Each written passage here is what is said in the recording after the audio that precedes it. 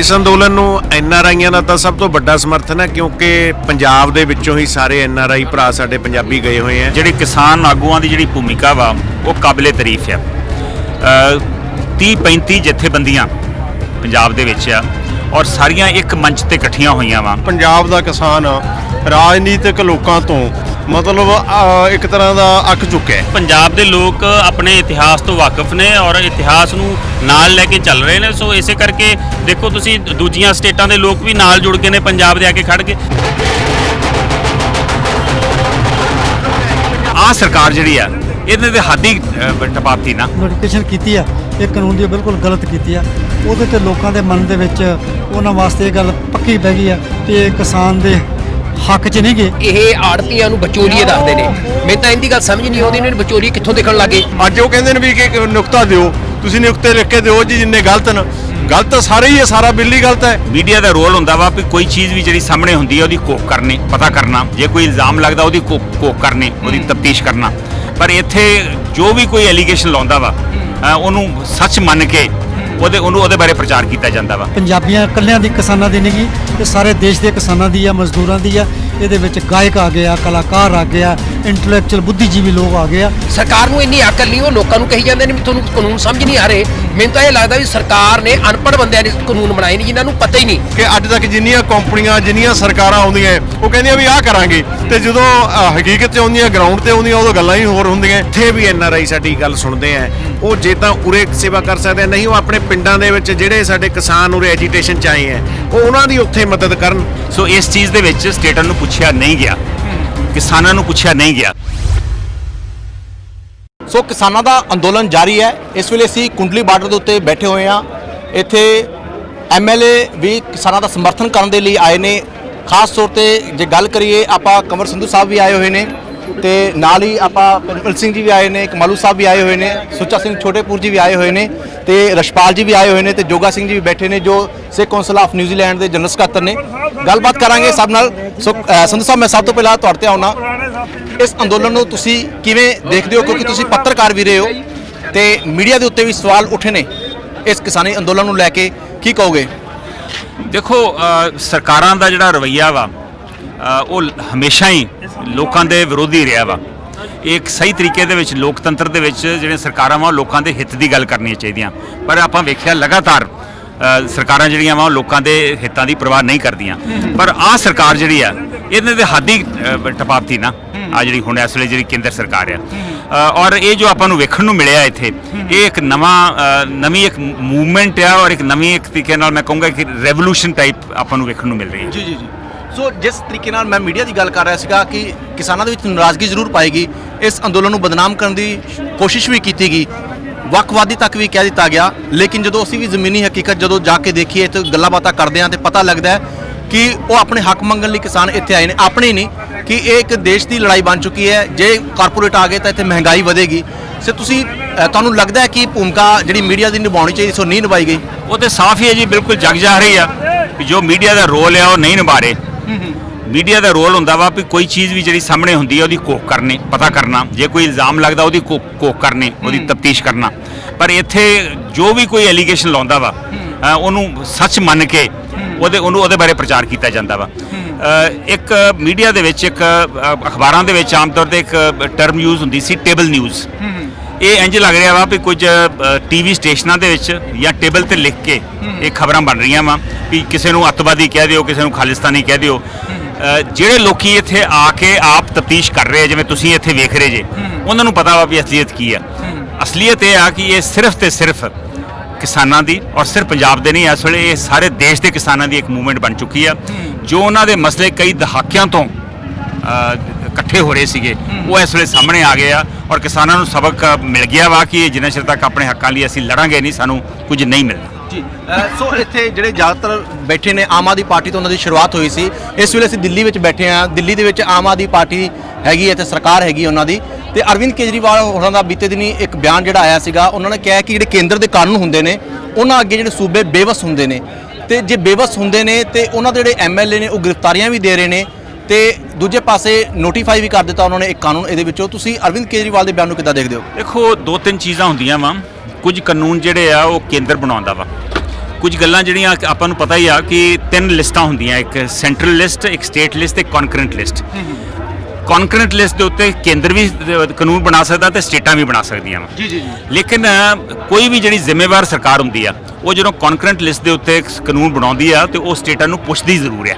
ਸੋ ਇਸ ਚੀਜ਼ ਦੇ ਵਿੱਚ ਸਟੇਟਾਂ ਨੂੰ ਪੁੱਛਿਆ ਨਹੀਂ ਗਿਆ, ਕਿਸਾਨਾਂ ਨੂੰ ਪੁੱਛਿਆ ਨਹੀਂ ਗਿਆ। ਸੋ ਪਹਿਲੀ ਗਲਤੀ ਤੇ ਇਹ ਸੀਗੀ। ਸੋ ਇਸ ਕਰਕੇ ਇਹ ਕਹਿਣਾ ਵੀ ਕੇਂਦਰ ਜਦੋਂ ਕਾਨੂੰਨ ਬਣਾਉਂਦੀ ਆ ਤੇ ਸਟੇਟਾਂ ਜਿਹੜੀਆਂ ਬੇਵਸ ਹੋ ਜਾਂਦੀਆਂ, ਸੋ ਇਹ ਗੱਲ ਪੂਰੀ ਸਹੀ ਨਹੀਂ। ਦੂਜੀ ਗੱਲ ਇਹ ਆ ਕਿ ਕੇਂਦਰ ਨੇ ਬਣਾਤੇ ਬਿੱਲ, ਸਟੇਟ ਕੀ ਕਰ ਸਕਦੀ ਆ? ਸਟੇਟ ਆਪਣਾ ਗੁੱਸਾ ਤੇ ਜ਼ਾਹਰ ਕਰ ਸਕਦੀ ਹੈ ਨਾ। ਪੰਜਾਬ ਨੇ, ਰਾਜਸਥਾਨ ਨੇ, ਕਈ ਹੋਰ ਸਟੇਟਾਂ ਨੇ ਆਪਣਾ ਗੁੱਸਾ ਜ਼ਾਹਰ ਕੀਤਾ, ਉਹਨਾਂ ਨੇ ਰੈਜ਼ੋਲੂਸ਼ਨ ਪਾਸ ਕੀਤੀ, ਉਹਨਾਂ ਨੇ ਆਪਣੇ ਬਿੱਲ ਪਾਸ ਕੀਤੇ, ਬਿੱਲ ਪਾਸ ਕਰਕੇ ਉਹਨਾਂ ਨੇ ਰਾਸ਼ਟਰਪਤੀ ਕੋਲ ਭੇਜੇ। ਕੀ ਦਿੱਲੀ ਸਰਕਾਰ ਇਹ ਨਹੀਂ ਸੀ ਕਰ ਸਕਦੀ? ਉਹਨਾਂ ਨੂੰ ਵੀ ਇਹ ਕਰਨਾ ਚਾਹੀਦਾ ਸੀ। ਉਸ ਤੋਂ ਬਾਅਦ ਪਿਛਲੇ 2-2.5 ਮਹੀਨੇ ਤੋਂ ਇਹ ਸੰਘਰਸ਼ ਚੱਲ ਰਿਹਾ ਵਾ। ਇਸ ਚੱਲਦੇ ਸੰਘਰਸ਼ ਦੇ ਵਿੱਚ ਤੁਸੀਂ ਜਿਹੜੇ ਕੇਂਦਰ ਦੇ ਕਾਨੂੰਨ ਆ ਉਹਨਾਂ ਨੂੰ ਨੋਟੀਫਾਈ ਕਿਉਂ ਕਰ ਰਹੇ ਜੇ? ਤੁਸੀਂ ਇੰਤਜ਼ਾਰ ਨਹੀਂ ਕਰ ਸਕਦੇ ਵੀ ਹੋਰ 10 ਦਿਨ 15 ਦਿਨ ਜਦੋਂ ਤੱਕ ਇਹ ਸੰਘਰਸ਼ ਕਿਸੇ ਸਿੱਟੇ ਤੇ ਨਹੀਂ ਪਹੁੰਚਦਾ ਉਦੋਂ ਤੱਕ ਆਪਾਂ ਨੋਟੀਫਾਈ ਨਾ ਕਰੀਏ? ਜੇ ਬਾਕੀ ਰਾਜਾਂ ਨੇ ਨੋਟੀਫਾਈ ਨਹੀਂ ਕੀਤੇ ਤੁਸੀਂ ਕਿਉਂ ਨੋਟੀਫਾਈ ਕਰਤੇ? ਤੁਹਾਨੂੰ ਇਹ ਨਹੀਂ ਛੇਤੀ ਕੀ ਸੀਗੀ? ਸੋ ਇਸ ਕਰਕੇ ਜੋ ਉਹਨਾਂ ਨੇ ਕੀਤਾ ਵਾ, ਮੈਂ ਉਹਦੇ ਨਾਲ ਬਿਲਕੁਲ ਸਹਿਮਤ ਨਹੀਂ ਔਰ ਮੇਰਾ ਆਪਣਾ ਖਿਆਲ ਹੈ ਕਿ ਇੱਕ ਕਿਸਾਨ ਵਿਰੋਧੀ ਕਦਮ ਹੈ। ਕਿਸਾਨ ਵਿਰੋਧੀ। ਸੋ ਸੁੱਚਾ ਸਿੰਘ ਛੋਟੇਪੁਰ ਜੀ, ਮੈਂ ਤੁਹਾਡੇ ਤੋਂ ਵੀ ਜਾਣਨਾ ਚਾਹੁੰਦਾ, ਆਮ ਆਦਮੀ ਪਾਰਟੀ ਦੇ ਵਿੱਚ ਤੁਸੀਂ ਆਪਾਂ ਗੱਲ ਕਰੀਏ ਪੰਜਾਬ ਦੇ ਵਿੱਚ ਮੋਢੀ ਤੁਸੀਂ ਬੰਨਿਆ ਹੈਗਾ, ਤੁਸੀਂ ਲੰਮਾ ਸਮਾਂ ਉਹਨਾਂ ਦੇ ਨਾਲ ਵੀ ਚੱਲੇ, ਕਈ ਮੁੱਦਿਆਂ ਦੇ ਉੱਤੇ ਇਤਰਾਜ਼ ਵੀ ਹੋਇਆ। ਹੁਣ ਅੱਜ ਆਪਾਂ ਕਿਸਾਨੀ ਅੰਦੋਲਨ ਦੀ ਗੱਲ ਕਰੀਏ ਤਾਂ ਤੁਹਾਨੂੰ ਆਮ ਆਦਮੀ ਪਾਰਟੀ ਨੇ ਹੁਣ ਤੱਕ ਜਿਹੜੀ ਕਾਰਵਾਈ ਕੀਤੀ ਉਹ ਭਾਵੇਂ ਪੰਜਾਬ ਦੀ ਇਕਾਈ ਹੈ ਭਾਵੇਂ ਦਿੱਲੀ ਦੀ ਇਕਾਈ ਹੈ, ਤੁਸੀਂ ਉਸ ਨੂੰ ਕਿਸ ਨਜ਼ਰੀਏ ਨਾਲ ਦੇਖਦੇ ਹੋ? ਕਿ ਮੂੰਹ ਤੇ ਸ਼ਬਦਾਵਲੀ ਤੌਰ ਤੇ ਤਾਂ ਆਮ ਆਦਮੀ ਪਾਰਟੀ ਇਹ ਕਹਿ ਰਹੀ ਹੈ ਅਸੀਂ ਕਿਸਾਨਾਂ ਦੇ ਨਾਲ ਖੜੇ ਹਾਂ, ਜ਼ਮੀਨੀ ਹਕੀਕਤ ਤਾਂ ਤੁਹਾਨੂੰ ਲੱਗਦਾ?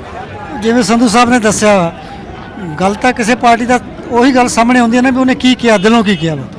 ਪੰਜਾਬ ਵਾਲੇ ਜੋ ਮਰਜ਼ੀ ਕਰਨ, ਪੰਜਾਬ ਵਾਲਿਆਂ ਕਿਸੇ ਦੀ ਆਵਾਜ਼ ਹੀ ਨਹੀਂ ਗਈ ਆਪਣੀ। ਇਹ ਆਵਾਜ਼ ਸਾਰੀ ਵਨ ਮੈਨ ਪਾਰਟੀ ਹੈ, ਜੋ ਕਹਿੰਦਾ ਉਹ ਗੱਲ ਸੁਣੀ ਜਾਂਦੀ ਹੈ। ਔਰ ਜਿਸ ਤਰ੍ਹਾਂ ਇਹਨਾਂ ਨੇ ਕਿਹਾ ਕਿ ਜਿਹੜਾ ਉਹਨੇ ਨੋਟੀਫਿਕੇਸ਼ਨ ਕੀਤੀ ਆ ਇਹ ਕਾਨੂੰਨ ਦੀ ਬਿਲਕੁਲ ਗਲਤ ਕੀਤੀ ਆ, ਉਹਦੇ ਤੇ ਲੋਕਾਂ ਦੇ ਮਨ ਦੇ ਵਿੱਚ ਉਹਨਾਂ ਵਾਸਤੇ ਇਹ ਗੱਲ ਪੱਕੀ ਬਹਿ ਗਈ ਆ ਕਿ ਇਹ ਕਿਸਾਨ ਦੇ ਹੱਕ 'ਚ ਨਹੀਂ ਗਏ। ਇਹ ਜੋ ਸੈਂਟਰ ਸਰਕਾਰ ਨੇ ਕੀਤਾ ਉਹ ਇਹਨਾਂ ਮੱਖੀ ਤੇ ਮੱਖੀ ਮਾਰੀ ਆ। ਇਹ ਬਹਾਨੇਬਾਜ਼ੀ ਆ ਕਿ ਜੇ ਸੈਂਟਰ ਦੇ ਕਾਨੂੰਨ ਹੁੰਦੇ ਆ ਕਿ ਉਹ ਮੰਨਣੇ ਪੈਂਦੇ ਆ ਸਟੇਟਾਂ ਨੂੰ। ਜਿਵੇਂ ਸੰਧੂ ਸਾਹਿਬ ਨੇ ਦੱਸਿਆ, ਕੋਈ ਜ਼ਰੂਰੀ ਨਹੀਂਗਾ ਕਿਉਂਕਿ ਕੋਈ ਸਟੇਟ ਸਬਜੈਕਟ ਵੀ ਆ ਤੇ ਇਹ ਲੋੜ ਨਹੀਂ ਸੀ ਇਸ ਗੱਲ ਦੀ ਕਰਨ ਦੀ। ਇਹਦੇ ਤੋਂ ਲੋਕਾਂ ਦੇ ਮਨ 'ਚ ਉਹਨਾਂ ਵਾਸਤੇ ਸ਼ੰਕਾ ਕਿ ਨਟੰਕੀ ਕਰ ਰਹੇ ਆ, ਇਹ ਦਿਲੋਂ ਕਿਸਾਨ ਦੇ ਨਾਲ ਨਹੀਂ।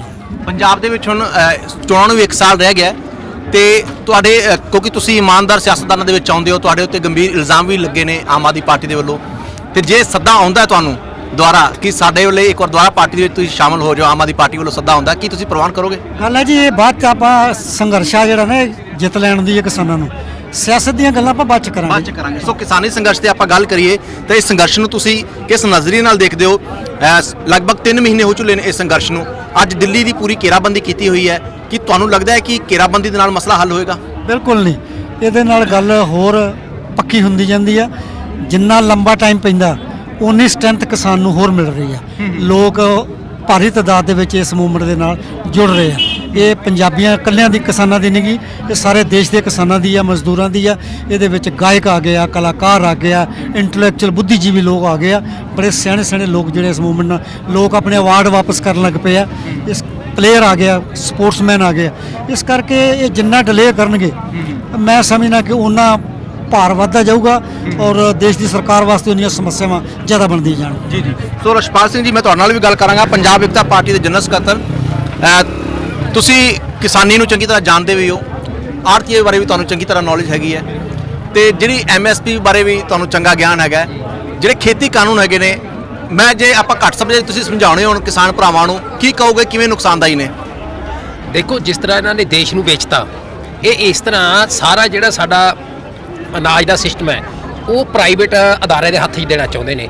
ਉਹਦੇ 'ਚ ਕਿਸਾਨ ਵੀ ਮਾਰਿਆ ਜਾਂਦਾ, ਆੜਤੀਆ ਵੀ ਮਾਰਿਆ ਜਾਂਦਾ, ਲੇਬਰ ਵਾਲੇ ਵੀ ਮਾਰੇ ਜਾਂਦੇ ਨੇ। ਜਿਹੜੇ ਛੋਟੇ ਛੋਟੇ ਵਪਾਰੀ ਨੇ, ਕਿਸੇ ਨੇ ਰਾਈਸ ਮਿਲਰ ਲਾਇਆ ਹੋਇਆ, ਕਿਸੇ ਨੇ ਚੱਕੀਆਂ ਲਾਈਆਂ ਹੋਈਆਂ ਨੇ, ਕਿਸੇ ਨੇ ਫਲੋਰ ਮਿਲ ਲਾਈ ਹੋਈ ਹੈ, ਉਹ ਵੀ ਸਾਰੇ ਨੁਕਸਾਨ 'ਚ ਚਲੇ ਜਾਂਦੇ ਨੇ। ਜੇ ਮੈਂ ਗੱਲ ਕਰਾਂ, ਇਹ ਆੜਤੀਆਂ ਨੂੰ ਵਿਚੋਲੀਏ ਦੱਸਦੇ ਨੇ। ਮੈਨੂੰ ਤਾਂ ਇਹਦੀ ਗੱਲ ਸਮਝ ਨਹੀਂ ਆਉਂਦੀ, ਇਹਨਾਂ ਨੂੰ ਵਿਚੋਲੀਏ ਕਿੱਥੋਂ ਦਿਖਣ ਲੱਗੇ। ਉਹ ਤਾਂ ਸਿਰਫ ਇਹਨਾਂ ਦੀ ਪ੍ਰੋਕਿਉਰਮੈਂਟ ਕਰਕੇ ਸਰਕਾਰ ਨੂੰ ਦਿੰਦੇ ਨੇ, ਉਹਦਾ ਕਮਿਸ਼ਨ ਲੈਂਦੇ ਨੇ, ਇੱਕ ਕੰਟਰੈਕਟ ਬੇਸ ਕੰਮ ਕਰਦੇ ਨੇ। ਵਿਚੋਲੀਏ ਤਾਂ ਹੁਣ ਜੋ ਲੈ ਕੇ ਆਪ ਵੇਚਦੇ, ਹੁਣ ਦਿੰਦੇ ਤਾਂ ਉਹ ਸਰਕਾਰ ਨੂੰ ਨੇ। ਸਰਕਾਰ ਨੂੰ ਇੰਨੀ ਅਕਲ ਨਹੀਂ, ਉਹ ਲੋਕਾਂ ਨੂੰ ਕਹੀ ਜਾਂਦੇ ਨੇ ਵੀ ਤੁਹਾਨੂੰ ਕਾਨੂੰਨ ਸਮਝ ਨਹੀਂ ਆ ਰਹੇ। ਮੈਨੂੰ ਤਾਂ ਇਹ ਲੱਗਦਾ ਵੀ ਸਰਕਾਰ ਨੇ ਅਨਪੜ੍ਹ ਬੰਦਿਆਂ ਨੇ ਕਾਨੂੰਨ ਬਣਾਏ ਨਹੀਂ, ਜਿਨ੍ਹਾਂ ਨੂੰ ਪਤਾ ਹੀ ਨਹੀਂ, ਜਿਨ੍ਹਾਂ ਨੂੰ ਸਥਿਤੀ ਦੀ ਨਹੀਂ ਪਤਾ ਗਰਾਊਂਡ ਲੈਵਲ ਤੇ ਵੀ ਗਰਾਊਂਡ ਲੈਵਲ ਤੇ ਹੋ ਕੀ ਰਿਹਾ। ਪਰ ਅੱਜ ਕਿਸਾਨ ਸਾਰਾ ਸਮਝ ਚੁੱਕਿਆ, ਕੱਲਾ ਕਿਸਾਨ ਨਹੀਂ, ਹਰ ਵਿਅਕਤੀ ਪੂਰੇ ਭਾਰਤ ਦਾ ਇਹਨੂੰ ਪੂਰੀ ਤਰ੍ਹਾਂ ਸਮਝ ਚੁੱਕਿਆ ਵੀ ਇਹ ਕੀ ਕਾਨੂੰਨ ਨੇ, ਮੋਦੀ ਕੀ ਕਰਨਾ ਚਾਹੁੰਦਾ ਹੈ। ਮੋਦੀ ਨੇ ਜਿਸ ਤਰ੍ਹਾਂ ਦੇਸ਼ ਦਾ ਸਾਰਾ ਉਹ ਸਰਮਾਇਆ ਇਹਨਾਂ ਅਬਾਨੀਆਂ ਅਡਾਨੀਆਂ ਕਾਰਪੋਰੇਟ ਘਰਾਣੇ ਦੇ ਸਵਾਲੇ ਕੀਤਾ ਹੈ, ਉਸੇ ਕਰਕੇ ਇਹ ਅਨਾਜ ਦੇ ਜਿਹੜੇ ਸਿਸਟਮ ਹੈ ਇਹਨੂੰ ਵੀ ਖੇਤੀਬਾੜੀ ਦੇ ਸਿਸਟਮ ਨੂੰ, ਕਿਉਂਕਿ ਜਦੋਂ ਲੋਕਡਾਊਨ ਹੋਇਆ ਨਾ 28 ਦਿਨ ਦਾ, ਉਦੋਂ ਹਰ ਇੱਕ ਅਦਾਰੇ ਦੇ ਵਿੱਚ ਗਿਰਾਵਟ ਆਈ, 23% ਮਾਈਨਸ ਚਲਿਆ ਗਿਆ। ਕੱਲਾ ਖੇਤੀ ਅਦਾਰਾ ਸੀ ਜਿਹਨੇ 4% ਗਰੋਥ ਕੀਤੀ। ਮੈਨੂੰ ਤਾਂ ਇਹ ਸ਼ੱਕ ਹੈ ਵੀ ਸ਼ਾਇਦ ਅਬਾਨੀਆਂ ਅਡਾਨੀਆਂ ਨੇ ਜਦੋਂ ਇਹ ਚੀਜ਼ ਦੇਖਿਆ ਵੀ ਕਦੇ ਘਾਟੇ ਜਾ ਹੀ ਨਹੀਂ ਸਕਦੀ, ਤਾਂ ਉਹਨਾਂ ਨੇ ਇਸ ਵੱਲ ਇਸ਼ਾਰਾ ਕੀਤਾ, ਮੋਦੀ ਉਹਨਾਂ ਨਾਲ ਆਪਣੀ ਯਾਰੀ ਪਕਾਉਣ ਦੇ ਮਾਰੇ ਨੇ ਇਹ ਬਿੱਲ ਕਾਨੂੰਨ ਲਿਆਤੀ। ਇਸ ਕਰਕੇ ਮੈਂ ਇਹ ਬਿਲਕੁਲ ਦਾਅਵੇ ਨਾਲ ਕਹਿ ਸਕਦਾ ਕਿ ਸਰਕਾਰ ਦੇ ਵਿੱਚ ਇੱਕੋ ਚੀਜ਼ ਫਸੀ ਹੋਈ ਹੈ, ਈਗੋ ਫਸੀ ਹੋਈ ਹੈ। ਜੇ ਉਹ ਕਿਸਾਨਾਂ ਵੱਲ ਦੀ, ਲੋਕਾਂ ਵੱਲ ਦੀ ਹੋਵੇ ਤਾਂ ਉਹ ਇਹਨੇ ਹੱਥ ਕੰਡੇ ਨਾ ਅਪਣਾਵੇ। ਤੁਸੀਂ ਦੇਖੋ ਇਹਨੇ ਇਸ ਲੜਾਈ ਨੂੰ ਤਾਰਬੀਡੋ ਕਰਨ ਵਾਸਤੇ ਕਿਹੜਾ ਹੱਥ ਕੰਡਾ ਨਹੀਂ ਅਪਣਾਇਆ। ਪੰਜਾਬ ਦੇ ਵਿੱਚ ਪਹਿਲਾਂ ਵਪਾਰ ਵਰਸਸ ਕਿਸਾਨਾਂ ਦੀ ਲੜਾਈ ਬਣਾਈ, ਰੇਲਾਂ ਬੰਦ ਕਰਕੇ, ਕਹਿੰਦੇ ਜੀ ਕਿਸਾਨਾਂ ਕਰਕੇ ਤੁਹਾਡਾ ਮਾਲ ਨਹੀਂ ਜਾ ਰਿਹਾ, ਕਿਸਾਨਾਂ ਕਰਕੇ ਤੁਹਾਨੂੰ ਰਾ ਮਟੀਰੀਅਲ ਨਹੀਂ ਆ ਰਿਹਾ, ਕਿਸਾਨਾਂ ਦਾ ਯੂਰੀਆ ਰੋਕਿਆ। ਫਿਰ ਉਸ ਤੋਂ ਬਾਅਦ ਜਦੋਂ ਕਿਸਾਨ 2 ਮਹੀਨੇ ਤੋਂ ਬਾਅਦ ਅੱਕ ਕੇ ਦਿੱਲੀ ਵੱਲ ਨੂੰ ਚੱਲੇ, ਫਿਰ ਹਰਿਆਣੇ ਤੇ ਪੰਜਾਬ ਦੀ ਲੜਾਈ ਬਣਾਉਣੀ ਸ਼ੁਰੂ ਕੀਤੀ। ਪੰਜਾਬ ਹਰਿਆਣੇ ਦੇ ਬਾਰਡਰ ਦੇ ਪੰਜਾਬੀਆਂ ਨੂੰ ਰੋਕਿਆ ਗਿਆ, ਪਰ ਹਰਿਆਣੇ ਦੇ ਭਰਾਵਾਂ ਨੇ ਸਾਥ ਦੇ ਕੇ ਬਾਰਡਰ ਤੋੜ ਕੇ, ਸਾਰੇ ਬੈਰੀਕੇਡ ਤੋੜ ਕੇ ਪੰਜਾਬੀਆਂ ਨੂੰ ਨਾਲ ਲੈ ਕੇ ਦਿੱਲੀ ਵੱਲ ਆਏ। ਅੱਜ ਦਿੱਲੀ ਤੇ ਕਿਸਾਨਾਂ ਦੀ ਲੜਾਈ ਬਣਾਉਣੀ ਸ਼ੁਰੂ ਕੀਤੀ। ਪਰ ਮੈਨੂੰ ਮਾਣ ਵਾਲੀ ਗੱਲ ਹੈ, ਅੱਜ ਕੱਲਾ ਭਾਰਤ ਨਹੀਂ, ਵਰਲਡ ਲੈਵਲ ਦੇ ਸਾਰੇ ਲੋਕ, ਹਰ ਕਿੱਤੇ ਦੇ ਲੋਕ ਕਿਸਾਨ ਨਾਲ ਖੜੇ ਨੇ, ਕਿਉਂਕਿ ਸਭ ਨੂੰ ਪਤਾ ਹੈ ਵੀ ਅਸੀਂ 에ਅਰਪੋਰਟ ਕੰਨੀ ਉਸਾਰ ਸਕਦੇ ਹਾਂ, ਕਦੇ ਕਦਾਈ ਜਾਣਾ ਹੁੰਦਾ ਹੈ, ਅਸੀਂ ਮੌਲਾਂ ਕੰਨੀ ਉਸਾਰ ਸਕਦੇ ਹਾਂ, ਪਰ ਅਨਾਜ ਕੰਨੀ ਨਹੀਂ ਉਸਾਰ ਸਕਦੇ। ਅਸੀਂ ਇਹਦੀ ਮਿਸਾਲ ਹੈ, ਜਿਵੇਂ ਅਡਾਨੀ ਅਬਾਨੀਆਂ ਨੇ ਰਿਲਾਇੰਸ ਦੇ ਵਿੱਚ ਪਹਿਲਾਂ ਫ੍ਰੀ ਚ ਸਿਮ ਦਿੱਤੇ, ਅੱਜ 600 ਰੁਪਏ ਕਰਤੇ, ਕਿੱਥੇ ਚਲੇ ਗਏ? ਬਾਕੀ ਕਿੰਨੀਆਂ ਕੰਪਨੀਆਂ ਖਤਮ ਕਰਤੀਆਂ। ਉਸੇ ਤਰ੍ਹਾਂ ਹੁਣ ਮੋਦੀ ਜੀ ਬੈਂਕਾਂ ਦਾ ਮਾਰਚ ਕਰੀ ਜਾਂਦੇ ਨੇ, ਬੈਂਕਾਂ ਛੋਟੀਆਂ ਕਰੀ ਜਾਂਦੇ ਨੇ। ਜਿਸ ਦਿਨ 2-4 ਬੈਂਕਾਂ ਰਹਿ ਗਈਆਂ, ਹੁਣ PNB ਚ OBC ਨੂੰ ਕਰਤਾ, ਜਦੋਂ ਇਹ ਰਹਿ ਗਈਆਂ ਇਹਨਾਂ ਨੂੰ ਵੀ ਅਬਾਨੀ ਅਡਾਨੀ ਦੇ ਹਵਾਲੇ ਕਰ ਦਿੱਤਾ। ਸੰਧੂ ਸਾਹਿਬ, ਮੈਂ ਤੁਹਾਡੇ ਤੋਂ ਇਹ ਵੀ ਜਾਣਨਾ ਚਾਹੁੰਦਾ, ਕਿਉਂਕਿ ਤੁਸੀਂ ਪੱਤਰਕਾਰੀ ਕਰਕੇ ਬਰੀਕੀਆਂ ਵੀ ਬੜੀ ਜਾਣਦੇ ਹੋ। ਹੁਣ ਤੱਕ ਜਿਹੜੇ ਕਿਸਾਨ ਆਗੂ ਹੋ ਗਏ ਨੇ, ਉਹਨਾਂ ਦੀ ਜਿਹੜੀ ਬੈਠਕਾਂ ਹੋਈਆਂ ਨੇ ਕੇਂਦਰੀ ਮੰਤਰੀਆਂ ਦੇ ਨਾਲ, ਉਸ ਬੈਠਕਾਂ ਨੂੰ ਤੁਸੀਂ ਕਿਸ ਨਜ਼ਰੀਏ ਨਾਲ ਦੇਖਦੇ ਹੋ ਕਿ ਕਿਸਾਨ ਆਗੂ ਸਹੀ ਦਿਸ਼ਾ ਵੱਲ ਜਾ ਰਹੇ ਨੇ? ਤੁਹਾਨੂੰ ਕੀ ਲੱਗਦਾ ਕਿ ਜਿਹੜੀ ਕੱਲ੍ਹ ਦੀ ਵੀ ਬੈਠਕ ਹੋਈ ਹੈ ਉਹਦੇ ਵਿੱਚ ਅਮੈਂਡਮੈਂਟ ਦੀ ਗੱਲ ਕੀਤੀ ਗਈ, ਕੇਂਦਰ ਸਰਕਾਰ ਕਹਿੰਦੀ ਹਾਂ ਅਸੀਂ ਅਮੈਂਡਮੈਂਟ ਕਰਨ ਲਈ ਰਾਜੀ ਹੋ ਜਾਵਾਂਗੇ, ਵਿਚਾਰ ਜ਼ਰੂਰ ਕਰਾਂਗੇ। ਤੁਹਾਨੂੰ ਕੀ ਲੱਗਦਾ ਕਿ ਅੱਜ ਅਮੈਂਡਮੈਂਟ ਦੀ ਲੋੜ ਹੈ ਜਾਂ ਇਹ ਤਿੰਨੇ ਕਾਨੂੰਨਾਂ ਨੂੰ ਰੱਦ ਕਰਵਾਉਣ ਦੀ ਲੋੜ ਹੈ? ਤੇ ਕਿਸਾਨ ਆਗੂਆਂ ਨੇ ਹੁਣ ਤੱਕ ਜਿਹੜੀ ਭੂਮਿਕਾ ਨਿਭਾਈ ਹੈ ਇੱਥੋਂ ਤੱਕ ਦੀ, ਉਹਨੂੰ ਕਿਵੇਂ ਦੇਖਦੇ ਹੋ? ਦੇਖੋ, ਇੱਕ ਤੇ ਜਿਹੜੀ ਕਿਸਾਨ ਆਗੂਆਂ ਦੀ ਜਿਹੜੀ ਭੂਮਿਕਾ ਵਾ ਉਹ ਕਾਬਲੇ ਤਾਰੀਫ ਆ। 30-35 ਜਥੇਬੰਦੀਆਂ ਪੰਜਾਬ ਦੇ ਵਿੱਚ ਆ, ਔਰ ਸਾਰੀਆਂ ਇੱਕ ਮੰਚ ਤੇ ਇਕੱਠੀਆਂ ਹੋਈਆਂ ਵਾ, ਇੱਕ ਆਵਾਜ਼ ਨਾਲ ਬੋਲ ਰਹੀਆਂ। ਕਰੀਬ ਹੋ ਸਕਦਾ ਥੋੜੀ ਬਹੁਤ 1-2 ਜਥੇਬੰਦੀਆਂ ਜਿਹੜੀਆਂ ਵਾ ਉਹ ਵੱਖਰੇ ਗੱਲ ਕਰ ਰਹੀਆਂ ਹੋਣ। ਇਹ ਯੂਨਿਟੀ ਜਿਹੜੀ ਏਕਤਾ ਵਾ, ਇਹ ਬਹੁਤ ਕਾਬਲੇ ਤਾਰੀਫ ਹੈ। ਔਰ ਸ਼ਾਇਦ ਕੇਂਦਰ ਸਰਕਾਰ ਇਸੇ ਗੱਲ ਤੋਂ ਇਸ ਵੇਲੇ ਘਬਰਾ ਰਹੀ ਆ। ਪਹਿਲੀ ਗੱਲ ਤੇ ਇਹ ਵਾ। ਦੂਸਰੀ ਗੱਲ ਇਹ ਆ ਕਿ ਜਦੋਂ ਕੇਂਦਰ ਨੇ ਗੱਲ ਕਰਨ ਦੀ ਕੋਸ਼ਿਸ਼ ਕੀਤੀ, ਇੰਜ ਲੱਗ ਰਿਹਾ ਸੀਗਾ ਵੀ ਉਹ ਲਟਕਾਉਣਾ ਚਾਹੁੰਦੇ ਸੀਗੇ। ਪਹਿਲੋਂ ਜਿਹੜੀ ਪਹਿਲੀ ਗੱਲਬਾਤ ਸੀਗੀ ਉਹ ਕੋਈ ਅਫਸਰ ਭੇਜਤਾ ਗੱਲਬਾਤ ਕਰਨ ਵਾਸਤੇ, ਔਰ ਕਿਸਾਨੀ ਜਥੇਬੰਦੀਆਂ ਨੇ ਬਿਲਕੁਲ ਸਹੀ ਉਸ ਗੱਲ ਨੂੰ ਠੁਕਰਾਤਾ। ਉਹਨਾਂ ਕਿਹਾ ਅਸੀਂ ਜੇ ਗੱਲ ਕਰਾਂਗੇ ਤੇ ਕਿਸੇ ਮੰਤਰੀ ਦੇ ਨਾਲ ਗੱਲ ਕਰਾਂਗੇ, ਅਸੀਂ ਇਹਦੇ ਨਾਲ ਗੱਲ ਨਹੀਂ ਕਰਨੀ। ਸੋ ਜੋ ਕਿਸਾਨੀ ਜਥੇਬੰਦੀਆਂ ਦਾ ਜਿਹੜਾ ਐਟੀਟਿਊਡ ਆ ਮੇਰੇ ਖਿਆਲ ਬਿਲਕੁਲ ਸਹੀ ਆ। ਔਰ ਮੈਂ ਉਹਨਾਂ ਦਾ ਬੈਕਗ੍ਰਾਉਂਡ ਵੇਖ ਰਿਹਾ ਸੀਗਾ। ਬਹੁਤ ਸਾਰੀਆਂ ਕਿਸਾਨੀ ਜਥੇਬੰਦੀਆਂ ਵਾ, ਉਹ ਪੜ੍ਹੇ ਲਿਖੇ ਬੰਦੇ, ਜਿਹੜੇ ਉਹਨਾਂ ਦੇ ਆਗੂ ਆ ਉਹ ਪੜ੍ਹੇ ਲਿਖੇ ਬੰਦੇ ਆ, ਉਹਨਾਂ ਨੂੰ ਪੂਰੀ ਜਾਣਕਾਰੀ ਆ। ਔਰ ਸ਼ਾਇਦ ਉਹਨਾਂ ਨੇ ਜੋ ਤਜਰਬਾ ਵਾ ਉਹਨਾਂ ਦਾ, ਜੋ ਉਹਨਾਂ ਨੇ ਵੇਖਿਆ ਵੀ ਕਿਵੇਂ ਕਿਸਾਨਾਂ ਦਾ ਹੁਣ ਤੱਕ ਬੇਵਕੂਫ ਬਣਦਾ ਰਿਹਾ ਵਾ, ਇਸੇ ਉਹਨੇ ਉਹਨਾਂ ਨੂੰ ਸਿਆਣੇ ਕੀਤਾ ਵਾ। ਔਰ ਹੁਣ ਜਿਹੜੀ ਗੱਲ ਆ ਕਿ ਕੇਂਦਰ ਸੋਧ ਕਰਨ ਨੂੰ ਤਿਆਰ ਆ ਤੇ ਉਹ ਕਹਿ ਰਿਹਾ ਵੀ ਪੂਰੇ ਬਿੱਲ ਵਾਪਸ ਲਓ, ਉਹ ਸ਼ਾਇਦ ਇਸ ਕਰਕੇ ਕਹਿ ਰਹੇ ਆ ਕਿਉਂਕਿ ਉਹਨਾਂ ਨੂੰ ਇਤਬਾਰ ਨਹੀਂ ਸਰਕਾਰ ਦੇ ਉੱਤੇ ਇਤਬਾਰ ਉੱਠ ਗਿਆ ਵਾ। ਸੋਧ ਜੇ ਕਰਨੀ ਸੀ ਤੇ ਫਿਰ 6 ਮਹੀਨੇ ਪਹਿਲਾਂ ਜਾਂ 3 ਮਹੀਨੇ ਪਹਿਲਾਂ ਕਿਉਂ ਨਹੀਂ ਕਰਨ ਦੀ ਗੱਲ ਕੀਤੀ? ਜਦੋਂ ਆਰਡੀਨੈਂਸ ਆਇਆ ਸੀਗਾ, ਜੇ ਉਦੋਂ ਕਿਸਾਨਾਂ ਨਾਲ ਗੱਲਬਾਤ ਕਰ ਲੈਂਦੇ ਤੇ ਆਰਡੀਨੈਂਸ ਤੋਂ ਬਾਅਦ ਜਦੋਂ ਬਿੱਲ ਲਿਆਂਦੇ ਉਹਦੇ 'ਚ ਸੋਧ ਹੋ ਜਾਂਦੀ। ਬਿੱਲ ਜਦੋਂ ਡਿਬੇਟ ਹੋਏ ਉਦੋਂ ਸੋਧ ਕਿਉਂ ਨਹੀਂ ਕੀਤੀ? ਪਿਛਲੇ 2 ਮਹੀਨਿਆਂ ਤੋਂ ਜਦੋਂ ਐਜੀਟੇਸ਼ਨ ਚੱਲੀ ਉਹਦੀ ਸੋਧ ਕਿਉਂ ਨਹੀਂ ਕੀਤੀ? ਸੋ ਉਹਨਾਂ ਨੂੰ ਹੁਣ ਲੱਗ ਰਿਹਾ ਵਾ ਕਿ ਇਹ ਸਾਨੂੰ ਲਟਕਾਉਣਾ ਚਾਹੁੰਦੇ ਆ, ਇਹ ਸਾਨੂੰ ਬੇਵਕੂਫ ਬਣਾਉਂਦੇ ਸਾਡਾ। ਸੋ ਇਸ ਕਰਕੇ ਉਹ ਇਨਸਿਸਟ ਕਰ ਰਹੇ ਆ ਵੀ ਇਹ ਪੂਰੇ ਕਾਨੂੰਨ ਜਿਹੜੇ ਆ ਇਹ ਵਾਪਸ ਲਏ ਜਾਣ। ਬਾਕੀ ਡਿਪੈਂਡ ਇਹ ਕਰੂਗਾ ਵੀ ਸੋਧਾਂ ਜਿਹੜੀਆਂ ਵਾ ਜਦੋਂ ਕਾਗਜ਼ ਦੇ ਉੱਤੇ ਲਿਖਣਗੇ ਵੀ ਆਹ ਸੋਧਾਂ ਵਾ, ਫਿਰ ਉਹ ਬਿੱਲ ਦੇ ਨਾਲ ਕੰਪੇਅਰ ਕਰ ਸਕਦੇ। ਹੋ ਸਕਦਾ ਸੋਧਾਂ ਜਿਹੜੀਆਂ ਵਾ ਉਹ ਬਿਲਕੁਲ ਇੱਕ ਤਰੀਕੇ ਨਾਲ ਬਿੱਲ ਰੱਦ ਹੀ ਕਰ ਦੇਣ, ਸੋ ਉਹ ਤੇ ਫਿਰ ਸੋਧ ਠੀਕ ਹੋਊਗੀ ਨਾ। ਲੇਕਿਨ ਇਹ ਜਦੋਂ ਸਰਕਾਰ ਲਿਖਤੀ ਰੂਪ ਦੇ ਵਿੱਚ ਅੱਗੇ ਆਪਣੀ ਪੇਸ਼ਕਸ਼ ਰੱਖੂਗੀ ਉਦੋਂ ਪਤਾ ਲੱਗੂਗਾ। ਇਸ ਵੇਲੇ ਜੋ ਕਿਸਾਨ ਜਥੇਬੰਦੀਆਂ ਕਹਿ ਰਹੀਆਂ ਵਾ ਉਹ ਬਿਲਕੁਲ ਸਹੀ ਆ। ਔਰ ਜੇ ਵਾਕਈ ਕੇਂਦਰ ਨੂੰ ਲੱਗਦਾ ਵਾ ਵੀ ਅਸੀਂ ਕਿਸਾਨਾਂ ਦੇ ਹਿੱਤ ਦੇ ਵਿੱਚ ਦੁਬਾਰਾ ਤੋਂ ਆਪਣੀ ਛਵੀ ਬਣਾਉਣੀ ਆ ਤੇ ਉਹਨਾਂ ਨੂੰ ਇਹ ਬਿੱਲ ਜਿਹੜੇ ਆ ਵਾਪਸ ਲੈ ਲੈਣੇ ਚਾਹੀਦੇ ਆ, ਜਾਂ ਦੱਸਣ ਕਿ ਅਸੀਂ ਆਹ ਸੋਧ ਕਰਨੀ ਚਾਹੁੰਦੇ ਆ ਕਿ ਇਸ ਤਰੀਕੇ ਦੀ ਸੋਧ ਕਰਨੀ ਚਾਹੁੰਦੇ ਆ। ਜੇ ਕਿਸਾਨ ਜਥੇਬੰਦੀ ਉਹਦੇ ਨਾਲ ਸਹਿਮਤ ਹੋਣਗੇ ਤਾਂ ਠੀਕ ਹੈ। ਸੋ ਜਗਦੇਵ ਸਿੰਘ ਮਾਲੂ ਜੀ, ਮੈਂ ਤੁਹਾਡੇ ਤੇ ਵੀ ਆਉਣਾ, ਮੈਂ ਤੁਹਾਡੇ ਤੋਂ ਜਾਣਨਾ ਚਾਹੁੰਦਾ ਕਿ ਕਿਸਾਨੀ ਅੰਦੋਲਨ ਦੇ ਵਿੱਚ ਸਿਆਸਤਦਾਨਾਂ ਨੂੰ ਦੂਰ ਰੱਖਿਆ ਗਿਆ ਸਟੇਜ ਦੇ ਉੱਤੋਂ, ਇਸ ਫੈਸਲੇ ਨੂੰ ਤੁਸੀਂ ਕਿਵੇਂ ਦੇਖਦੇ ਹੋ? ਠੀਕ ਫੈਸਲਾ ਹੈ? ਠੀਕ ਹੈ। ਜਿਹੜੇ ਕਿਸਾਨ ਹੈ ਨਾ, ਦੇਸ਼ ਦਾ, ਵੈਸੇ ਤਾਂ ਦੇਸ਼ ਦਾ ਕਿਸਾਨ ਹੀ, ਖਾਸ ਕਰਕੇ ਪੰਜਾਬ ਦਾ ਕਿਸਾਨ ਰਾਜਨੀਤਿਕ ਲੋਕਾਂ ਤੋਂ ਮਤਲਬ ਇੱਕ ਤਰ੍ਹਾਂ ਦਾ ਅੱਕ ਚੁੱਕਿਆ ਹੈ। ਵਿਸ਼ਵਾਸ ਉੱਠ ਗਿਆ ਰਾਜਨੀਤਿਕ ਦੇ ਸਾਰੇ ਸਿਆਸੀ ਧਿਰਾਂ ਤੋਂ। ਇਸ ਲਈ ਕਿਉਂਕਿ ਸਿਆਸੀ ਲੋਕਾਂ ਨੇ ਬਾਰ-ਬਾਰ ਪੰਜਾਬ ਦੇ ਵਿੱਚ ਰਾਜ ਕੀਤਾ, ਜਿਹੜੀਆਂ ਰਾਜਕਰਤਾ ਧਿਰਾਂ ਸੀ ਉਹਨਾਂ ਨੇ ਕਿਸਾਨ ਨੂੰ ਲੁੱਟਿਆ ਹੀ ਹੈ ਤੇ ਹੌਲੀ-ਹੌਲੀ ਲੁਧਾਵੇਂ ਵਾਅਦੇ ਕਰਕੇ ਉਹਨਾਂ ਨੂੰ, ਮਤਲਬ ਝੂਠੇ ਵਾਅਦੇ ਕਰਕੇ ਉਹਨਾਂ ਨੂੰ ਵੋਟਾਂ ਲੈ ਲੈਂਦੇ, ਸਰਕਾਰ ਬਣਾ ਲੈਂਦੇ ਤੇ ਫਿਰ ਕੋਈ ਵੀ ਵਾਅਦਾ ਨਹੀਂ ਪੂਰਾ ਹੋ ਸਕਿਆ। ਤੁਹਾਨੂੰ ਲੱਗ ਰਿਹਾ ਕਿ ਜਿਹੜੀ ਸੂਬਾ ਸਰਕਾਰ ਹੈ ਤੇ ਕੇਂਦਰ ਸਰਕਾਰ ਹੈ ਇੱਕ ਕਿਸਾਨੀ ਮੁੱਦੇ ਦੇ ਉੱਤੇ ਆਪਸੀ ਸਮਝ ਦੇ ਨਾਲ ਚੱਲ ਰਹੀ ਹੈ? ਨਹੀਂ, ਜਿਹੜੀ ਸੈਂਟਰ ਸਰਕਾਰ ਹੈ ਉਹ ਪਿੱਛੇ ਜਦੋਂ 1 ਤਰੀਕ ਨੂੰ ਮੀਟਿੰਗ ਹੋਈ ਸੀ ਕਿਸਾਨਾਂ ਦੀ, ਉਹ ਕਹਿੰਦੀ ਸੀ ਵੀ ਤੁਸੀਂ ਲਿਖ ਕੇ ਦਿਓ, ਇੱਕ ਨੁਕਤਾ ਲਿਖ ਕੇ ਦਿਓ ਵੀ ਕਿਹੜੇ ਨੁਕਤਾ ਗਲਤ ਹੈ। ਤੇ ਮੈਂ ਸੈਂਟਰ ਸਰਕਾਰ ਨੂੰ ਤੁਹਾਡੇ ਮੀਡੀਆ ਮਾਧਿਅਮ ਰਾਹੀਂ ਇਹ ਪੁੱਛਣਾ ਚਾਹੁੰਦਾ ਕਿ ਜਦੋਂ ਬਿੱਲ ਪਾਸ ਕੀਤਾ ਹੈ ਉਹ ਤਾਂ ਤੁਸੀਂ ਇੱਕ ਨੁਕਤਾ ਵਿਚਾਰਿਆ ਨਹੀਂ, ਉਦੋਂ ਵੀ ਵਿਚਾਰਦੇ ਸਾਰੇ ਪਾਰਲੀਮੈਂਟ 'ਚ ਬਿੱਲ ਰੱਖਦੇ, ਸਾਰੇ ਲੋਕਾਂ ਨੂੰ ਕਹਿੰਦੇ ਵੀ ਮਤਲਬ ਸਾਰੇ MP, ਸਾਰੇ ਮਤਲਬ ਬੁੱਧੀਜੀਵੀ, ਸਾਰੇ ਵਿਗਿਆਨੀ, ਉਹਦਾ ਇੱਕ ਨੁਕਤਾ ਸੀ ਜਿਹੜਾ ਉਹ ਵਿਚਾਰ ਕੇ ਫਿਰ ਹੌਲੀ-ਹੌਲੀ ਉਹਨੂੰ ਜੇ ਠੀਕ ਹੁੰਦਾ ਉਹ ਪਾਸ ਕਰਦੇ, ਨਹੀਂ ਕਰਨੇ ਨਹੀਂ ਸੀ ਪਾਸ। ਅੱਜ ਉਹ ਕਹਿੰਦੇ ਨੇ ਵੀ ਇੱਕ ਨੁਕਤਾ ਦਿਓ, ਤੁਸੀਂ ਨੁਕਤੇ ਲਿਖ ਕੇ ਦਿਓ ਜੀ ਜਿੰਨੇ ਗਲਤ ਨੇ। ਗਲਤ ਸਾਰੇ ਹੀ ਹੈ, ਸਾਰਾ ਬਿੱਲ ਹੀ ਗਲਤ ਹੈ। ਇਹ ਤਾਂ ਕਿਸਾਨਾਂ ਨੇ ਕਹਿ ਦਿੱਤਾ ਵੀ ਰੱਦ ਕਰੋ, ਸਾਰਾ ਗਲਤ ਹੈ। ਪਰ ਜੇ ਉਹਨਾਂ ਨੇ ਇੱਕ ਨੁਕਤਾ ਕਹਿੰਦੇ ਨੇ, ਉਹਨਾਂ ਨੂੰ ਸ਼ਰਮ ਆਉਣੀ ਚਾਹੀਦੀ ਹੈ। ਉਹਨਾਂ ਨੇ ਜਦੋਂ ਪਾਰਲੀਮੈਂਟ 'ਚ ਪਾਸ ਕੀਤਾ ਹੈ ਉਹਦੇ ਇੱਕ ਨੁਕਤਾ ਪੜ੍ਹਨਾ ਸੀ, ਇੱਕ ਨੁਕਤੇ ਤੇ ਵਿਚਾਰ ਕਰਨੀ ਸੀ, ਫਿਰ ਉਹ ਜੇ ਗਲਤ ਨੁਕਤੇ ਹੁੰਦੇ ਉਹਨੂੰ ਕੱਢ ਦਿੰਦੇ, ਚੰਗੇ ਹੁੰਦੇ ਉਹਨੂੰ ਪਾ ਦਿੰਦੇ। ਦਿੱਲੀ ਬੜੀ ਚਲਾਕ ਹੈਗੀ ਹੈ, ਇਹ ਮੰਨਿਆ ਜਾਂਦਾ ਹੈ ਕਿ ਇੱਥੇ ਬੜੇ ਚੁਸਤ ਚਲਾਕ ਸਿਆਸਤਦਾਨ ਬੈਠੇ ਹੋਏ ਨੇ ਤੇ ਜਿਹੜੇ ਕਿਸਾਨ ਆਗੂ ਨੇ, ਪਰ ਹਾਲੇ ਵੀ ਉਹਨਾਂ ਦੇ ਅੱਗੇ ਆਪਾਂ ਵੱਡੇ ਸਿਆਸਤਦਾਨਾਂ ਦੀ ਇੱਕ ਨਹੀਂ ਚੱਲ ਰਹੀ। ਹੁਣ ਤੱਕ ਜਿਹੜੇ ਕਿਸਾਨ ਆਗੂ ਹਰ ਇੱਕ ਬੈਠਕ ਦੇ ਵਿੱਚ ਕੇਂਦਰੀ ਮੰਤਰੀਆਂ ਦੇ ਉੱਤੇ ਭਾਰੀ ਪੈਂਦੇ ਨਜ਼ਰ ਆ ਰਹੇ ਨੇ। ਤੁਹਾਨੂੰ ਕੀ ਲੱਗਦਾ ਕਿ ਇਹ ਤਿਆਰੀ ਅਚਾਨਕ ਹੋ ਗਈ ਜਾਂ ਜਿਹੜੇ ਕਿਸਾਨ ਆਗੂ ਸੀ ਪੂਰੇ ਸਮਰਾਸੀ ਇਹਦੇ?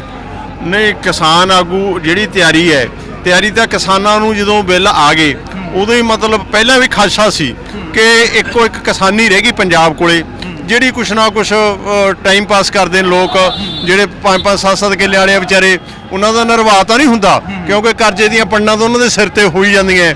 ਇਹ ਕਾਰਨ ਅੱਜ ਤੱਕ ਦੀਆਂ ਸਰਕਾਰਾਂ ਨੇ ਕਿਸਾਨਾਂ ਨੂੰ ਉਹਨਾਂ ਦੀਆਂ ਜਿਣਸਾਂ ਦੇ ਠੀਕ ਭਾਅ ਨਾ ਦੇ ਕੇ ਉਹਨਾਂ ਸਿਰ ਕਰਜ਼ੇ ਦਾ ਰੂਪ, ਮਤਲਬ ਜਦੋਂ ਉਹਨਾਂ ਨੇ ਠੇਕੇ ਹਿੱਸੇ ਵਾਸਤੇ ਖਾਦਾਂ ਲੈਣ ਵਾਸਤੇ ਲਿਮਟਾਂ ਲਈਆਂ ਤਾਂ ਉਹ ਕਰਜ਼ਾ ਜਿਣਸਾਂ ਦੇ ਪੂਰੇ ਭਾਅ ਨਾ ਮਿਲਣ ਕਰਕੇ ਕਰਜ਼ੇ ਦਾ ਰੂਪ ਕਰਜ਼ਾ ਵੱਧਦਾ ਗਿਆ ਤੇ ਅੱਜ ਕਿਸਾਨ ਹੈ ਜਿਹੜਾ ਖੁਦਕਸ਼ੀਆਂ ਵੱਲ ਤੁਰ ਪਿਆ।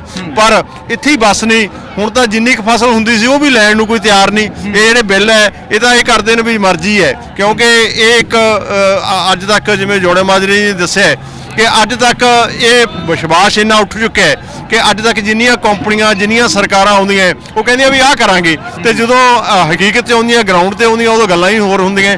ਇਸ ਕਰਕੇ ਅੱਜ ਲੋਕਾਂ ਨੂੰ ਇਹ ਵਿਸ਼ਵਾਸ ਹੋ ਚੁੱਕਿਆ ਹੈ ਕਿ ਯਾਰ ਜੇ ਮਤਲਬ ਹੋ ਸਕਦਾ 1 ਸਾਲ ਵੱਧ ਵੀ ਲੈ ਲੈਣ ਕੀਮਤ ਇਹ, ਕਿਉਂਕਿ ਜਿਹੜਾ ਆੜ੍ਹਤੀਆਂ ਦਾ ਕਮਿਸ਼ਨ ਹੈ, ਮੰਡੀਕਰਨ ਬੋਰਡ ਦੀ ਫੀਸ ਹੈ ਜਾਂ ਕੋਈ ਡਿਵੈਲਪਮੈਂਟ ਫੀਸ ਹੈ, ਉਹ ਜੋੜ ਕੇ ਵੱਧ ਲੈ ਲੈਣ, 200 ਰੁਪਿਆ ਕੁਆਂਟਲ ਮਗਰ ਹੋਰ ਦੇ ਦੇਣ। ਪਰ ਟਾਈਮ ਟੂ ਟਾਈਮ ਜਦੋਂ ਹੁਣ ਇੱਥੋਂ ਦਾ ਗਡਕਰੀ ਜੀ ਨੇ ਕਿਹਾ ਹੈ, ਸੈਂਟਰ ਦੇ ਮੰਤਰੀ ਨੇ, ਕਿ ਸਾਡੇ ਕੋਲੇ ਤਾਂ ਅਨਾਜ ਵਾਧੂ ਹੋ ਗਿਆ, ਤੇ ਫਿਰ ਉਹ ਜਿਹੜੇ ਪ੍ਰਾਈਵੇਟ ਲੋਕ ਆ ਉਹ ਕਹਿ ਦੇਣਗੇ ਨਹੀਂ ਲੈਂਦੇ ਸੀ, ਕਿਸੇ ਨੂੰ ਕੋਈ ਮੱਲੋਮੱਲੀ ਥੋੜਾ ਦੇਵੋਗੇ ਤੁਸੀਂ ਵੀ ਲਓ ਯਾਰ, ਕਹਿੰਦਾ ਮੈਨੂੰ ਲੋੜ ਹੀ ਨਹੀਂ। ਜੀ ਬਿਲਕੁਲ, ਮੈਂ ਆਉਣਾ ਤੁਹਾਡੇ ਤੇ। ਸੋ ਪਿਰਮਲ ਸਿੰਘ ਖਾਲਸਾ ਜੀ, ਮੈਂ ਤੁਹਾਡੇ ਤੋਂ ਜਾਣਨਾ ਚਾਹੁੰਦਾ, ਦਿੱਲੀ ਅਜੀ ਧਰਤੀ ਜਿੱਥੇ ਸਾਡੇ ਗੁਰੂਆਂ ਨੇ ਵੀ ਆ ਕੇ ਸ਼ਹੀਦੀ ਦਿੱਤੀ, ਅੱਜ ਕਿਸਾਨ ਆਪਣਾ ਹੱਕ ਲੈਣ ਲਈ ਇੱਥੇ ਆਏ ਹੋਏ ਨੇ। ਉਹਨਾਂ ਦਾ ਕਹਿਣਾ ਹੈ ਕਿ ਜੇ ਸਾਨੂੰ ਇੱਥੇ ਸ਼ਹਾਦਤਾਂ ਵੀ ਦੇਣੀਆਂ ਪਈਆਂ ਅਸੀਂ ਦੇਵਾਂਗੇ। ਤੁਹਾਨੂੰ ਕੀ ਲੱਗਦਾ ਕਿ ਇੱਥੋਂ ਜਿਹੜੇ ਵੀ ਕਿਸਾਨ ਭਰਾ ਆਏ ਨੇ, ਮੋਰਚਾ ਜਿਹੜਾ ਹੈਗਾ ਉਹ ਫਤਿਹ ਕਰਕੇ ਵਾਪਸ ਮੁੜਨਗੇ ਜਾਂ ਦਿੱਲੀ ਦੇ ਅੱਗੇ ਬੇਵਸ ਹੋਣਗੇ?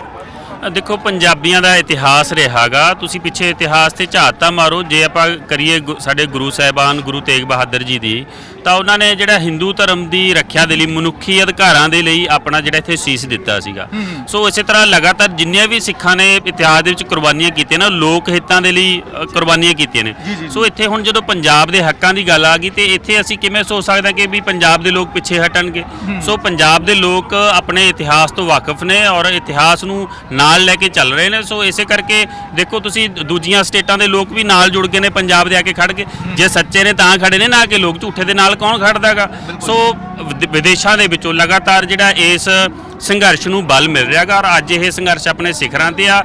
ਸਰਕਾਰ ਹੁਣ ਇੱਕ ਬਸ ਆਪਣੀ ਇੱਕ ਈਗੋ ਦੇ ਕਰਕੇ ਜਿਹੜੀ ਉਹ ਬੈਠੀ ਹੈਗੀ ਆ, ਪਰ ਇਹਨੂੰ ਛੱਡਣੀ ਪੈਣੀ ਹੈ, ਕਿਉਂਕਿ ਲੋਕਾਂ ਦੀ ਹਮੇਸ਼ਾ ਜਿੱਤ ਹੁੰਦੀ ਆ। ਸਰਕਾਰਾਂ ਚੁਣੀਆਂ ਜਾਂਦੀਆਂ ਨੇ ਲੋਕਾਂ ਦੇ ਹਿੱਤਾਂ ਦੇ ਲਈ, ਪਰ ਇਹ ਕਾਰਪੋਰੇਟਾਂ ਦੇ ਹਿੱਤਾਂ ਦੇ ਵਿੱਚ ਭੁਗਤ ਰਹੇ ਨੇ, ਤੇ ਇਹਦਾ ਖਮਿਆਜਾ ਇਹਨਾਂ ਨੂੰ ਭੁਗਤਣਾ ਪੈਣਾਗਾ। ਸੋ ਇਸ ਕਰਕੇ ਚੰਗਾ ਹੀ ਹੋਊਗਾ ਕਿ ਵੀ ਛੇਤੀ ਤੋਂ ਛੇਤੀ ਕਿਸਾਨਾਂ ਦੀਆਂ, ਲੋਕਾਂ ਦੀਆਂ ਇਹ ਮੰਗਾਂ ਮੰਨ ਕੇ ਇਸ ਸੰਘਰਸ਼ ਨੂੰ ਜਿਹੜਾ ਵਿਰਾਮ ਲਾਇਆ ਜਾਵੇ, ਔਰ ਆਪਣੀ ਜਿਹੜੀ ਹੈਗੀ ਇਹ ਸਰਕਾਰ ਆ ਜਿਹੜੀ ਉਹ ਸਮਝਦਾਰੀ ਦਿਖਾਵੇ, ਨਹੀਂ ਇਹ ਸਰਕਾਰ ਨੂੰ ਇਹਦਾ ਖਮਿਆਜਾ ਜਿਹੜਾ ਉਹ ਭੁਗਤਣਾ ਪੈਣਾ। ਠੀਕ ਹੈ। ਸੋ ਜੋਗਾ ਸਿੰਘ ਜੀ, ਮੈਂ ਤੁਹਾਡੇ ਤੋਂ ਵੀ ਜਾਣਨਾ ਚਾਹੁੰਦਾ, ਆਪਾਂ ਜੇ ਗੱਲ ਕਰੀਏ ਸਿੱਖ ਕੌਂਸਲ ਆਫ ਨਿਊਜ਼ੀਲੈਂਡ ਦੀ, ਤਾਂ ਕਿਸ ਤਰ੍ਹਾਂ ਦਾ ਸਮਰਥਨ ਮਿਲ ਰਿਹਾ ਹੈ ਇਸ ਅੰਦੋਲਨ ਨੂੰ? ਇਸ ਅੰਦੋਲਨ ਨੂੰ NRIਆਂ ਦਾ ਤਾਂ ਸਭ ਤੋਂ ਵੱਡਾ ਸਮਰਥਨ ਹੈ, ਕਿਉਂਕਿ ਪੰਜਾਬ ਦੇ ਵਿੱਚੋਂ ਹੀ ਸਾਰੇ NRI ਭਰਾ ਸਾਡੇ ਪੰਜਾਬੀ ਗਏ ਹੋਏ ਹੈ। ਖਾਸ ਕਰਕੇ ਮੈਂ ਸਾਡੀ ਸੰਸਥਾ ਸਿੱਖ ਕੌਂਸਲ ਆਫ ਨਿਊਜ਼ੀਲੈਂਡ ਬਾਰੇ ਗੱਲ ਕਰਾਂ ਤੇ ਮੈਂ ਇਹਦਾ ਵਾਈਸ ਪ੍ਰੈਜ਼ੀਡੈਂਟ ਵੀ ਹਾਂ, ਤੇ ਸਾਡਾ ਵੀ ਪਰਿਵਾਰ ਸਾਰਾ ਬਾਹਰ ਰਹਿੰਦਾ ਹੈ। ਅਸੀਂ ਇਹ ਅੱਜ ਜੋ ਲਾਇਆ ਹੈ, ਇਹਦੇ ਵਿੱਚ ਅਸੀਂ ਖਾਸ ਤੌਰ ਤੇ ਜਿਵੇਂ ਇੱਥੇ ਮੱਛਰਾਂ ਦੀ ਜ਼ਿਆਦਾ ਪ੍ਰੋਬਲਮ ਸੀਗੀ, ਇਹਦਾ ਜ਼ਿਆਦਾ ਅਸੀਂ ਵੰਡ ਰਹੇ ਹਾਂ। ਔਰ ਇੱਥੇ ਅੱਜ ਕੁਦਰਤੀ ਸਟਾਰਟਿੰਗ ਦੇ ਵਿੱਚ ਪੰਜਾਬ ਦੀਆਂ ਇਹ ਸ਼ਖਸੀਅਤਾਂ ਜਿਵੇਂ ਛੋਟੇਪੁਰ ਸਾਹਿਬ, ਕਮਰ ਸੰਧੂ ਜੀ, ਕਮਾਲੂ ਜੀ, ਪਿਰਮਲ ਜੀ, ਜੌੜਾ ਮਾਜਰਾ ਸਾਹਿਬ, ਇਸੇ ਤਰ੍ਹਾਂ ਸੰਤ ਸਮਾਜ ਦੇ ਬਾਬਾ ਗੁਰਪ੍ਰੀਤ ਜੀ, ਰਤਵਾੜਾ ਸਾਹਿਬ ਵਾਲੇ, ਮਤਲਬ ਸਾਰੀਆਂ ਸ਼ਖਸੀਅਤਾਂ ਇਹ ਸਾਂਝੇ ਤੌਰ ਤੇ ਪਹੁੰਚੀਆਂ। ਔਰ ਜਿਵੇਂ ਗੁਰਬਾਣੀ ਨੇ ਵੀ ਕਿਹਾ ਕਿ ਸਭੇ ਸਾਂਝੀ ਵਾਲਸ ਦਾਇਨ ਕੋਈ ਨਾ ਦਿਸੈ ਬਾਹਰਾ ਜੀਓ। ਅਸੀਂ ਇਹ ਸਾਂਝਾ ਪਲੇਟਫਾਰਮ ਇਸ ਕਰਕੇ ਬਣਾਇਆ ਹੈ। ਪਲੇਟਫਾਰਮ ਤਾਂ ਉਹ ਵੀ ਸਾਂਝਾ ਹੈ, ਲੇਕਿਨ ਅਸੀਂ ਤਾਂ ਇਹ ਮਤਲਬ ਕਿਸਾਨਾਂ ਦੇ ਪਿੱਛੇ ਰਹਿ ਕੇ ਇੱਕ ਸਮਾਜ ਸੇਵਾ ਦੇ ਤੌਰ ਤੇ ਅਸੀਂ ਉਰੇ ਪਹੁੰਚੇ ਹਾਂ। ਔਰ NRI ਭਰਾਵਾਂ ਦਾ ਤਾਂ ਜਿਵੇਂ ਪਹਿਲਾਂ ਸੰਧੂ ਸਾਹਿਬ ਨੇ ਵੀ ਕਿਹਾ ਕਿ ਇੰਨਾ ਜ਼ਿਆਦਾ ਸਮਰਥਨ ਹੈ।